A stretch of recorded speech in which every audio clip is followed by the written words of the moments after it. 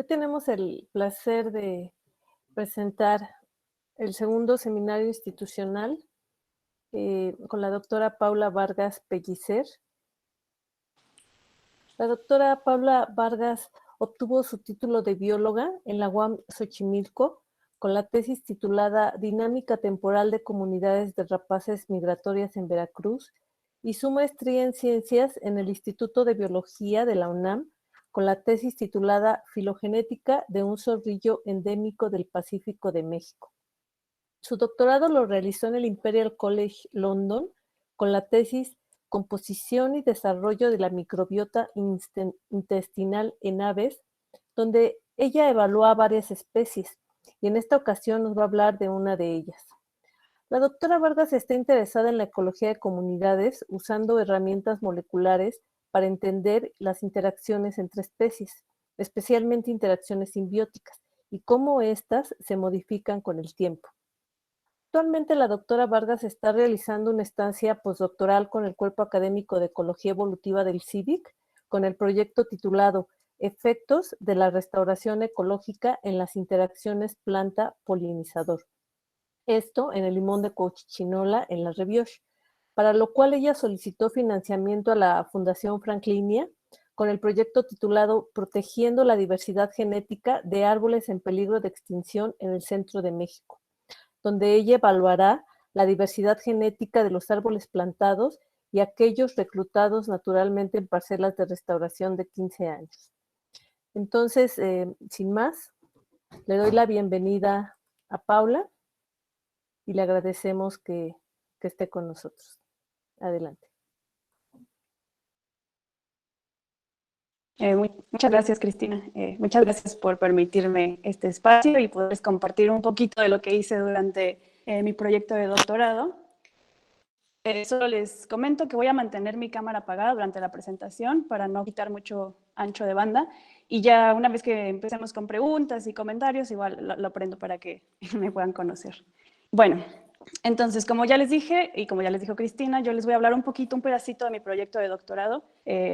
Como ya escucharon en la presentación, he trabajado con diferentes especies y con diferentes taxones, pero mi enfoque principal y lo que más me interesa o utilizo estas especies como un pretexto para poder entender cuáles son los procesos evolutivos y los procesos ecológicos le confieren a las especies adaptaciones en el medio ambiente y en el ecosistema. En el caso de hoy, vamos a hablar sobre la microbiota, específicamente de esta especie, el herrillero común, que más adelante se los voy a presentar. Bueno, pensé que podemos comenzar preguntándonos, bueno, pues ¿por qué nos interesa estudiar la microbiota intestinal? ¿Por qué es relevante y qué sabemos de ella hasta ahora? Entonces, principalmente se ha estudiado la microbiota intestinal en vertebrados, casi puros mamíferos, pero en aves, reptiles, etcétera, es lo que más se sabe.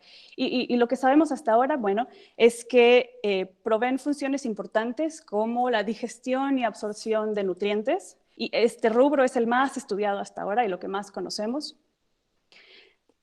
También están involucrados en la capacidad de respuesta inmune de los hospederos.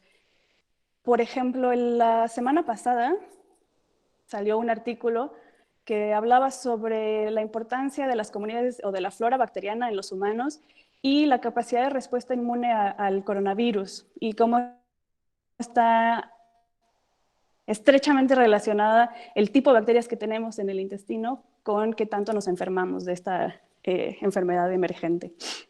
Y por otro lado, estas comunidades impactan directamente en la actividad cerebral.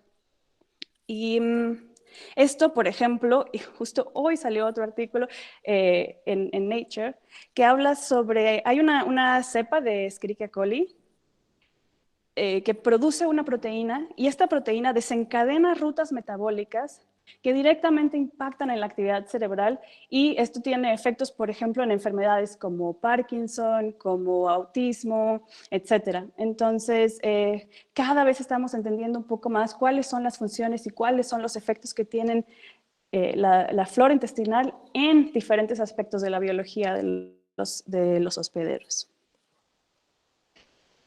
Bueno, si bien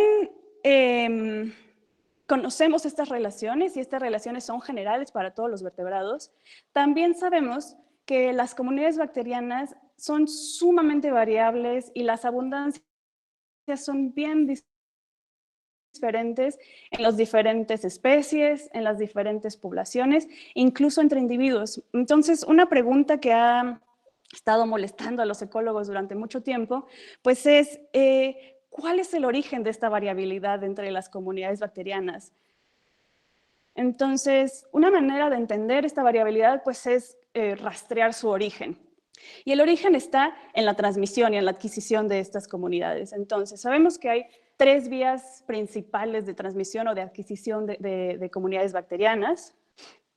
La primera es llamada transmisión vertical, y esta es directamente como los padres o los progenitores pasan directamente las bacterias que tienen, ya sea en las plumas, en las secreciones, en la boca, etcétera, directamente a sus crías. Y esta es una transmisión vertical, directa. Otra es la vía fisiología y genética. Esta es una transmisión indirecta. Esto quiere decir que las bacterias físicamente no son pasadas de los padres a las crías, pero la predisposición genética que tiene la fisiología, por ejemplo, del sistema digestivo, permite que ciertas bacterias se establezcan y otras no. Y por último, existe la transmisión del medio ambiente. Entonces, esto puede ser claramente directa y esto puede ser a través del nido, del agua, de la comida, de la dieta. Y muchas veces esto está, por supuesto, indirectamente relacionado a la elección que tienen los padres, por ejemplo, de dónde poner sus nidos, de qué dieta darle a sus crías, etc. Bueno, entonces, en este proyecto, a mí lo que me interesaba y lo que nos pusimos a trabajar es en como intentar descifrar e intentar desenredar los roles relativos que tiene, por un lado, la genética, por otro lado, esta transmisión vertical ambiental. Estudios anteriores han intentado ya resolver esta pregunta. Sin embargo, la gran mayoría de estos estudios han sido en mamíferos, y sobre todo en humanos y en ratones. Y la desventaja de los mamíferos es que a la hora del nacimiento hay muchísima oportunidad de transmisión, ya sea vertical, ya sea de directo, porque hay a la hora de...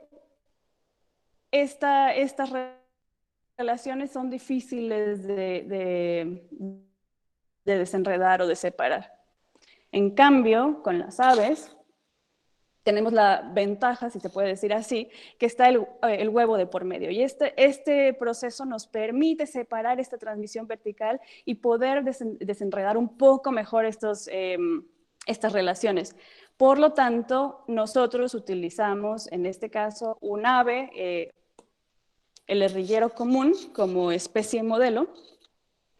Un poco ya en el seminario pasado nos platicaban sobre este tipo de paserinas, cómo han sido utilizadas como especies modelos para muchísimos proyectos, como lo vimos hace 2 semanas, sobre cuestiones de coloración y efectos de la contaminación, pero de comportamiento, de genética, de biología, ecología, etc. Son excelentes especies modelo. Bueno, en primera, por su distribución, están ampliamente distribuidas en Europa y en el Medio Oriente. Y por otras 3 características o 3 ventajas que nosotros las elegimos por lo siguiente. Bueno, la primera es que las poblaciones utilizan estas cajas nido, y entonces esto permite que las poblaciones pueden ser estudiadas bajo condiciones naturales, es decir, que no necesitan estar en cautiverio, y aún así podemos controlar varios aspectos, ya que utilizan estas cajas que se ponen en el hábitat. Pueden ser de madera o de cerámica, como se ven aquí. Y esto nos hace que los parientes puedan ser separados antes del nacimiento. Podemos modificar la cantidad de huevos que están en el nido, moverlos, etcétera, y seguir el desarrollo de estas crías y de los familiares a lo largo del desarrollo. Y por último, la ventaja es que tienen un provisionamiento biparental, lo cual nos permite seguir los efectos del parentesco utilizando el linaje de las poblaciones. Entonces, estas tres características nos permiten generar experimentos e hipótesis que otras especies no nos podrían permitir esto. Bueno, entonces, les voy a hablar un poco sobre la metodología que seguimos. Es relativamente sencilla, solo que a la hora de abstraerla se vuelve complicada. Espero que me puedan seguir. Intenté hacerlo de manera un poco caricaturesca, así que una disculpa por los dibujitos, pero espero que se pueda entender. Lo primero que hicimos fueron unos experimentos de crianza cruzada. ¿Qué significa esto? Bueno, tomamos nidos en mares y empezamos a intercambiar los huevos de tal manera que nos generaron 4 categorías de pollos. La primera es individuos que son hermanos y que comparten el nido y que crecieron durante todo su desarrollo, estuvieron en el mismo nido. La segunda categoría fueron pollos que son hermanos, pero que a diferencia de estos, uno de ellos fue movido a otro nido y entonces no crecieron juntos. La tercera categoría son no hermanos, pero que compartieron y crecieron juntos en el nido. Y por último, no hermanos y que tampoco compartieron nido. Entonces, estas 4 categorías nos permiten conocer la importancia relativa del nido y del parentesco. Bueno, en realidad si son hermanos, no son hermanos. Más allá de poder entender si son hermanos o no, perdón, antes de eso. Otra cosa que hicimos fue tomar nidos sin intercambio de huevos y hacer incluso también los análisis con estos pollos que no fueron movidos para poder tener un control negativo y poder identificar la robustez de nuestros experimentos. Ahora sí, más allá de identificar si son hermanos o no, pudimos identificar las relaciones de parentesco utilizando el linaje de los individuos. Entonces, a la hora de hacer esto, nos permitió distinguir hermanos completos, medios hermanos y individuos que están distantemente relacionados. Ok. Entonces, bueno, este es el flujo que seguimos de la metodología. Se las mencionaré rápidamente y más adelante me voy a detener en la parte de los análisis para que quede claro exactamente qué fueron los análisis y cómo seguimos la metodología de esta parte.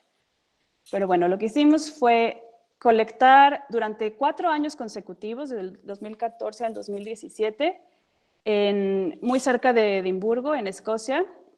Hay una población de rillero común muy grande que se ha venido estudiando desde hace muchos años, entonces nosotros tomamos esa oportunidad para muestrear las heces de los pollos desde su nacimiento hasta que dejan el nido. Esta especie deja el nido después de 16 días. Entonces tienen una infancia, digamos, relativamente corta.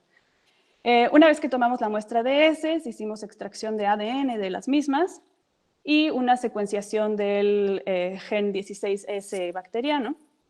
Una vez que tuviéramos las secuencias, se pasa hacia una transmisión bioinformática y después hicimos los análisis estadísticos. Por un lado, la composición de comunidades microbianas utilizando Bray-Curtis y Jacquard. Y finalmente, pruebas de permutaciones. En un momento más ahondo en esto.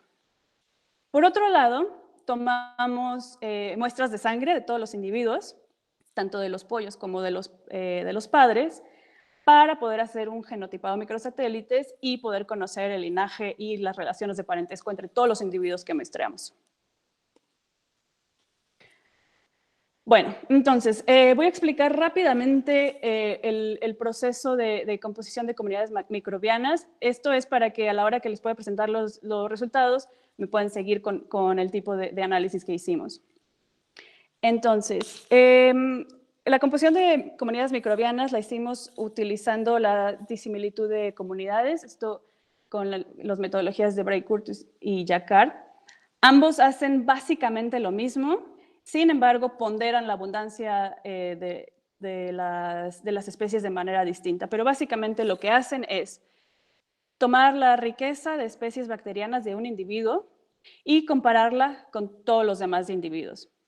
Entonces, entre más similar sea esta comunidad bacteriana, más cercano a 0 será el índice que nos arroja, y entre más disimilar es esta composición bacteriana, más similar al 1. Una vez que tenemos cada una de esas relaciones de pares entre pollos, lo que hicimos fue generar una matriz de disimilitud, donde viene toda la comparación entre cada uno de los individuos con cada uno de los otros individuos. Y esta matriz se mete a un análisis de permutaciones. Las permutaciones lo que hace es, por 10.000, 100.000 o la cantidad de veces que uno decida, va repitiendo esta diferencia o va repitiendo estos análisis para conocer si efectivamente la diferencia entre los grupos es significativa o no. ¿A qué me refiero con esto? Bueno, este análisis de permutaciones se llama PermaNova, son permutaciones de varianza, y lo que hace es que queremos conocer si la varianza entre cada grupo efectivamente es distinta a la varianza de los otros. Entonces, por ejemplo, tenemos en este plano, que no es un plano euclidiano, donde cada pollo, entre más cercano entre sí, es más similar, y entre más separado, pues es más distinto.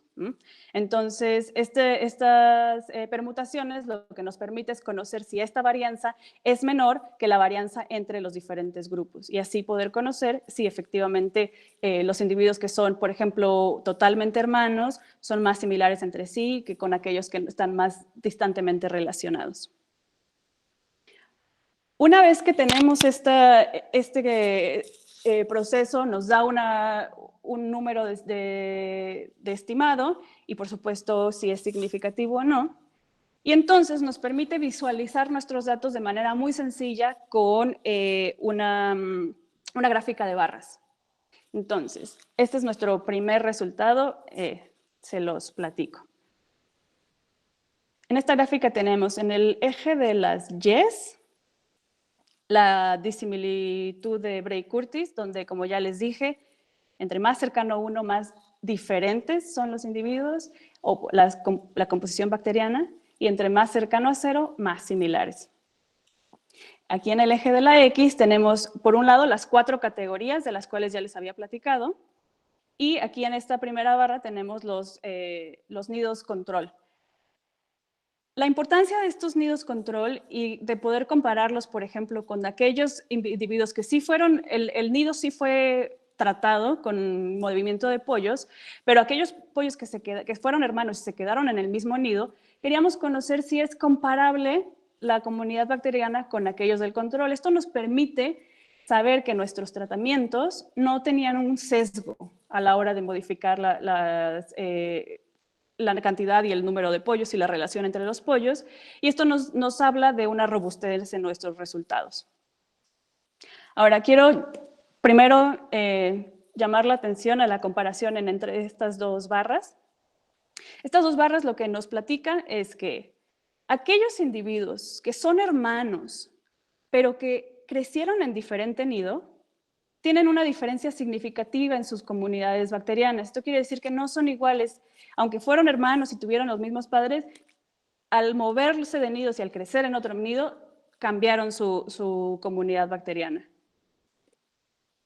Por otro lado, aquellos que no son hermanos y que tampoco crecieron en el mismo nido, sus comunidades bacterianas también fueron diferentes, pero si lo ven a diferencia de esto, esta diferencia es mucho más grande que esta. Eso quiere decir que efectivamente el nido tiene un efecto importante, pero esto se le suma a la diferencia que tiene de los que no son hermanos, ¿no? O los padres.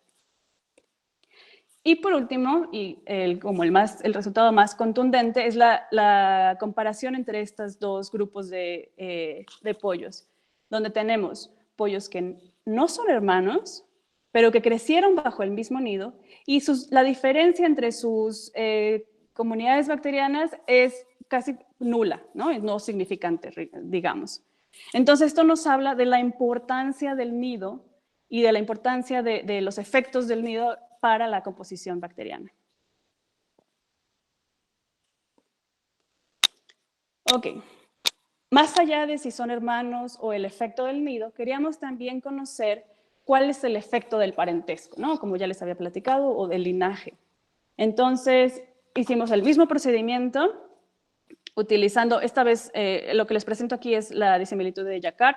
Como les dije, es muy similar a Bray-Curtis, pero la ponderación de la abundancia de las especies es menor. Ay, perdón. Y lo que tenemos en el eje de las X es, por un lado, aquellos individuos que no comparten nido contra los individuos que comparten nido. Y cada una de estas cajas, las grises son aquellos individuos que están distantemente relacionados, los amarillos son los medios hermanos y los azules son los hermanos completos.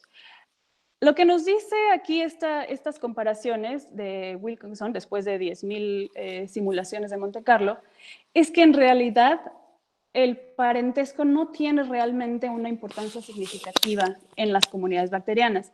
Si ustedes ven aquí, hay 3 estrellitas en la diferencia entre aquellos que están distantemente relacionados y los medios hermanos.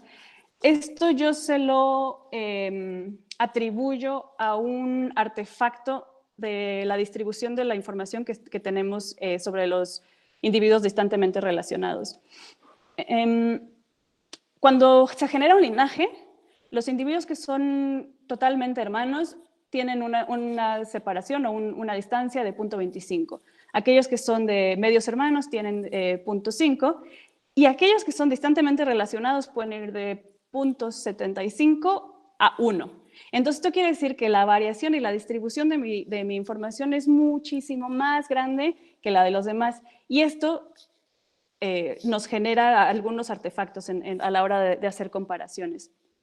Entonces, para probar mi hipótesis de que esto es un artefacto de la distribución de la información o de la distribución de estos grupos, lo que hicimos fue otro análisis complementario bastante robusto que nos permitió no solo analizar cada uno de las variables por separado, sino hacerla de manera conjunta. Entonces, utilizamos un análisis que se llama MRQAP, por sus siglas en inglés. Yo lo traduje, no sé si está bien traducido, pero lo traduje como regresión múltiple de procedimientos cuadráticos. Tiene un nombre muy rimbombante, pero en realidad es una cosa muy simple. Lo que hace es una regresión múltiple lineal normal. Sin embargo, como respuesta, en vez de utilizar un vector o una variable, lo que utiliza como respuesta es esa matriz que les enseñé de Bray-Curtis, donde están todas las relaciones de cada pollo contra cada pollo. Esa matriz la metes como respuesta y como variable explicatoria puedes meterle, igual que en una regresión múltiple normal, cualquier variable que quieras, ¿no? Como explicatoria. Y la tabla que nos arroja es muy similar a las regresiones múltiples lineales que conocemos. Entonces, por un lado, pusimos nido de origen, entonces queríamos saber si el nido en el que naces tiene una influencia importante en esta matriz que metimos de Bray-Curtis de la composición bacteriana, y pues vemos que no hay realmente una importancia significativa. Sin embargo, el nido de crianza, es decir, donde estuvo desde que nació hasta que salió del nido, no solo en el estimado, pero también en la significancia, tiene una gran relevancia. Y entonces esto nos vuelve a hablar de la importancia del nido donde crecimos. Ahora, para poder corroborar los resultados que les mostré en la última gráfica de cajas, pues metimos la información de parentesco del linaje y nos damos cuenta que no hay realmente una importancia o no hay un efecto de esta variable en las comunidades bacterianas. Después metimos esta variable de sexo porque hay varios estudios que hablan sobre la importancia del sexo, hembras o machos, en las diferentes comunidades de las aves. Se ha visto en otros estudios y nosotros lo metimos, pero no arrojó ninguna diferencia, lo cual no me sorprende porque en realidad este rasgo es un rasgo que se desarrolla más adelante con la madurez de los individuos. Una vez cuando están en el nido, no hay realmente una diferencia fisiológica entre hembras y machos. Entonces, probablemente si lo hubiéramos hecho con adultos, bueno, sí, yo esperaría encontrar una diferencia, pero con individuos inmaduros tiene sentido que no haya diferencia. Y por último, otro factor que metimos fue el de la edad. Como les dije, esta especie tiene un tiempo donde están en el nido de 16 días aproximadamente. Entonces lo que hicimos fue tomar las diferentes edades y las diferencias entre edad de los individuos y calcularla contra esto. Y entonces, si bien es pues, indistinguible el estimado, nos resulta que hay aquí una significancia. Entonces, a partir de esto, decidimos pues conocer un poco más y ver si había algo aquí más que ver. Entonces, hay otra parte de mi proyecto de doctorado que no voy a ahondar mucho el día de hoy porque no es parte de este objetivo principal, pero sí les quería mostrar cómo de aquí se surgen otras preguntas y cómo se pueden responder otras preguntas. Y en este caso es sobre la edad. Entonces, rápidamente, lo que hicimos fue utilizar 3 grupos de edades. Entonces, utilizamos a los individuos de la primera semana contra los individuos de la segunda semana de edad y contra pues, sus padres o los adultos. Y hicimos un análisis de qué familias de bacterias tenía cada uno y con su abundancia relativa, perdón. No me voy a meter mucho en quién es quién y yo sé que ni siquiera se ven las letras. Eso no es lo importante. Lo que quiero es que vean cómo las proporciones se cambian, ¿no? Entonces, a diferentes edades, diferentes comunidades bacterianas están presentes en el organismo. Entonces, pareciera como si el desarrollo y la edad de estos individuos estuviera generando diferentes comunidades o como si estas comunidades fueran mucho más dinámicas de lo que pensamos, ¿no? Y no son estáticas y estables durante el desarrollo. Entonces, la pregunta es, bueno, ¿qué de la edad o qué es lo que está generando estas diferencias? Y una hipótesis que quisimos probar y que resultó ser mucho más complicada de lo que pensábamos poder probarla es la dieta, ¿no? La hipótesis de que la dieta está modificando estas relaciones, pues se ha visto en muchas especies, en muchos otros estudios, y nosotros, bueno, pues intentamos rápidamente probarla. Como les dije, resultó más difícil de lo que pensamos y no me voy a ahondar mucho en esto, pero sí quería como presentarles rápidamente esta diapositiva que está un poco cargada, pero bueno, el punto es que están estas 3 barras, otra vez los individuos más pequeños cuando tienen una semana de edad y los individuos más grandes cuando están a punto de salir del nido contra los padres. En el eje de las X tenemos abundancia relativa de 0 a 1 y cada uno de los colores de estas barras es una familia distinta de insectos. Lo que nos dice esta gráfica en términos generales, sin meternos mucho en las especies o en las familias, es que los polluelos durante el nido tienen una dieta muy similar y los padres están comiendo cosas distintas. Esto solo nos corrobora cosas que ya se habían visto desde hace muchos años, desde que se empezaron a estudiar estos animales en campo, donde se sabe que los padres eligen el inicio de la primavera porque es donde más abundancia de orugas hay. Estas son orugas de mariposas y de polillas. Estas orugas tienen gran contenido nutrimental y son principalmente las que eligen darle a sus polluelos. Y por otro lado, los padres se están alimentando de una diversidad mucho más grande de insectos, pues de lo que encuentran, ¿no? De escarabajos, dípteros, etcétera, etcétera.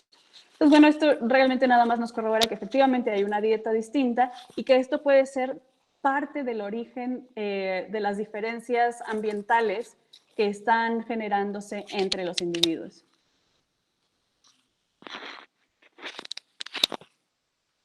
Bueno, entonces, para terminar y para cerrar, y lo que quisiera que se llevaran como mensaje de hoy, pues es primero que el ambiente en el nido efectivamente predice la composición bacteriana. ¿A qué me refiero con ambiente? No lo sé.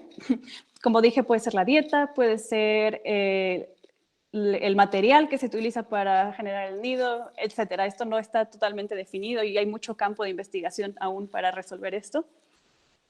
Pero lo que sí sabemos es que los efectos genéticos no determinan marcadamente la composición microbiana y que este efecto relativo se pudo resolver, ¿no? Y que las aves y este tipo de experimentos y tratamientos nos permiten identificar el efecto relativo entre medio ambiente y genética.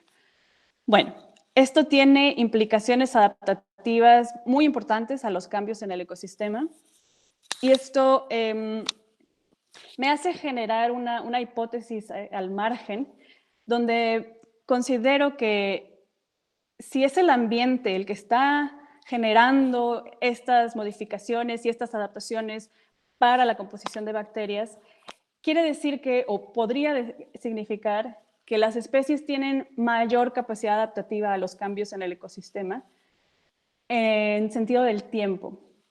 Considero que los efectos genéticos tardan generaciones en tomar efecto o en tomar cambios, mientras que los efectos ambientales tienen mucho más capacidad de hacer reacciones inmediatas. Les pongo un ejemplo. Esta especie, el herrillero común, tiene, los individuos se convierten maduros al año. Entonces, la manera en que se pueden pasar o heredar las características, pues es anuales. En el 2018 hubo una helada. No, a ver, regreso. Voy desde el principio, perdón. Los herrilleros comunes toman las orugas de los árboles para dárselas a sus polluelos. Las orugas empiezan a ser abundantes a partir de los brotes de los árboles. Los árboles empiezan a generar brotes a partir de la última helada del año. En esta parte de la latitud del mundo, en Edimburgo, la última helada del año generalmente, históricamente, se da por ahí de finales de febrero.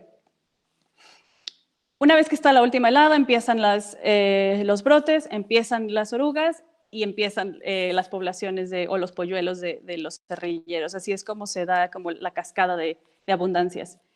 Ahora sí, en el 2018 fue la última, o lo que creyeron todos los individuos del ecosistema, que era la última helada por ahí de febrero. Hubo un momento muy grande o muy largo de 15 días de aumento de temperatura, salió el sol, la nieve se derritió, las abejas empezaron a salir, estos herrilleros empezaron a anidar, y resulta que 15 días después nevó, y nevó durante un periodo bastante largo, durante marzo. Y esto hizo que todos esos individuos que empezaron a anidar desde antes, pues murieron o los huevos no eran viables. ¿Por qué? Porque no había disponibilidad de insectos, porque no había brotes de plantas.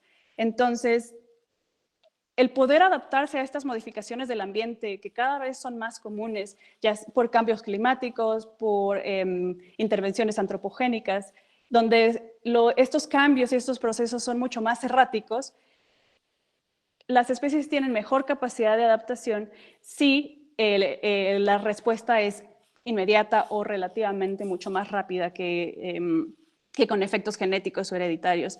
Entonces, yo no digo que estas especies estén en total ventaja y la vayan a armar, yo no sé cómo les vaya a ir en el futuro, pero me parece una buena noticia que el ambiente y todas las posibilidades alrededor del nido son las que le permiten modificar sus comunidades bacterianas y por lo tanto su salud y su supervivencia a largo plazo. Si quieren, estoy dispuesta a platicar sobre esta conclusión y a discutirlo si así lo desean, pero bueno, esa es la conclusión como al margen que les digo que genere. Y bueno, por último, quisiera agradecerle a mi asesora de tesis y a mis coautores de este proyecto. Y pues nada, con esto termino mi plática de hoy y si quieren pues podemos platicar un poquito más. Muchas gracias. Muchas gracias, Paula.